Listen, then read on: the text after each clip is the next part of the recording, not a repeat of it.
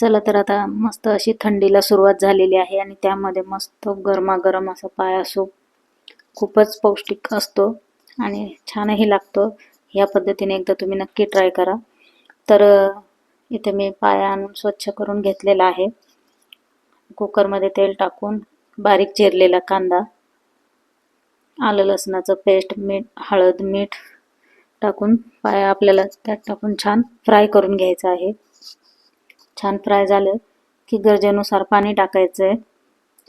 तुम्हाला सूप जर जास्त क्वांटिटीमध्ये हवं असेल तर पाणी पण त्यात जास्तच टाकावं लागणार आहे। कोथिंबीर टाकून मस्त त्याच्या 8-10 शिट्ट्या आपल्याला काढून घ्यायच्या आहेत। जर तुम्हाला ग्रेव्ही करायची असेल तर इथे कांदा, खोबरं आणि गरम मसाला टाकून छान भाजून घ्यायचं आहे सर्व आणि मिक्सरला त्याची पेस्ट तयार करून घ्यायची आहे। जर तुम्हाला सूप हवं असेल किंवा लहान मुलांनाही असं सूप तुम्ही अगोदर काढून घेऊ शकता, त्यानंतर तुम्ही त्याची भाजीही करू शकता। तर इथे मी आता भाजी पण करणार आहे त्याचीच। तर इथे मी तेल घेतलंय आणि त्यात जो कांदा लसूण आपलं कांदा खोबऱ्याचं जे वाटण तयार केलं होतं ते टाकलेलं आहे।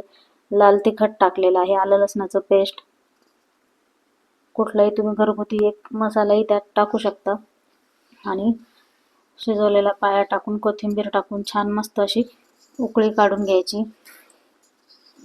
हे बघा मस्तपैकी असा गरमागरम पायाची भाजी इथे तयार झालेली आहे।